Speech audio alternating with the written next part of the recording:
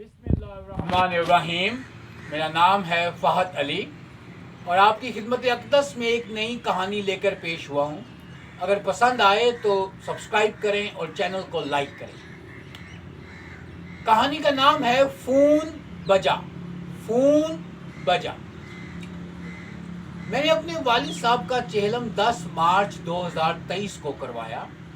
जुमे का दिन था। मेरी चची और फूफो ने कहा कि किस किस को मद्दू करना है। मैंने उन्हें कहा मैं आपको बता दूंगा। मेरी चची थोड़ी सी सख्त मजाज खातून हैं और मेरी फूफो जो हैं वो ज़रा नरम मजाज खातून हैं, कुरान शरीफ पढ़ाती हैं। ननकाना साहब से निकलने का मैंने उस वक़्त सोच लिया था। इससे मैंने अपनी चची और फूफो को कहा कि बस सिर्फ मोहल्लेदारों को बुलाने की ही ज़रूरत पेश आएगी, और मैंने ऐसा ही किया। 10 मार्च 2023 को अपना वालिद का चेहलम करवाने के बाद मैं लाहौर आ गया और अपने तदरीस के काम में मसरूफ़ हो गया।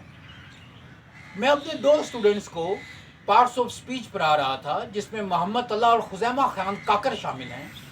तो अचानक मेरा फ़ोन बजा। मैंने स्पीकर फ़ोन ऑन किया। उसी वक्त खुज़ैमा खान काकर मेरे पास आकर बैठे। उन्होंने कुछ डायरेक्ट इनडायरेक्ट का काम चेक करवाना था। अब दूसरी तरफ मेरी शेखुपुरा वाली आपी की आवाज़ थी। उन्होंने जहाँ की जो नसीहतें हैं शुरू कर दी।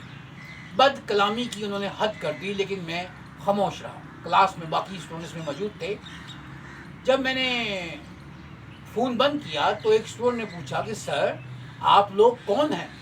मैंने कहा बेटा गलती से राजपूत हैं। एक और स्टूडेंट बोला सर मुझे तो लगा कि आप लोग मिरासी हैं और राजपूत हो गए हैं। वो बच्चा बिल्कुल ठीक कह रहा था कि मेरी शेखुपुरे वाले आपी की जो बद कलामी है उससे लड़कों को ये लगा कि हम लोग मिरासी हैं, राजपूत नहीं। और शायद मुझे भी यही महसूस हुआ कि शायद हम पीछे से मरासी ही होंगे। कहने से मुराद ये है कि जनाब मैंने कोई गुनाह तो नहीं किया था।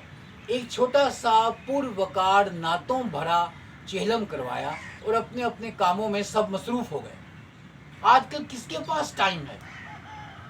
मैंने अपने चचाजाद और फुप्पोजाद और खलाजाद बहनों को देखा कि वो चेहलम में कुरान शरीफ पढ़ने के बजाय अपनी सासों की बुराइयां कर रही थी।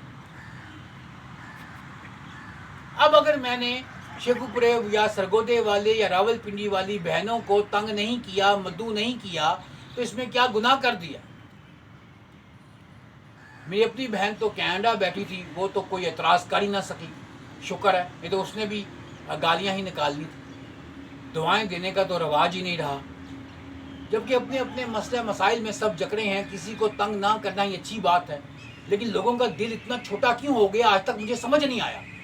मैंने तो कभी किसी से एतराज़ नहीं किया कि भाई I lost my mother in a tender as, आप आए नहीं, आपने पूछा नहीं। कौन किसको पूछता है? ऊपर रब बैठा है, नीचे आपकी कोशिश है। बरकत देने वाला वो रब है, अपने प्यारों के सदके आपको सहारा देगा।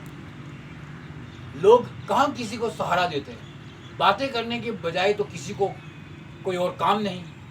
अपनी गिरेबान में देखें तो कोई किसी को बात ना कर पाए। फिर अकीदे का आपने अलग मसला बना रखा है, ज़ात का भी आपने अलग मसला बना रखा है।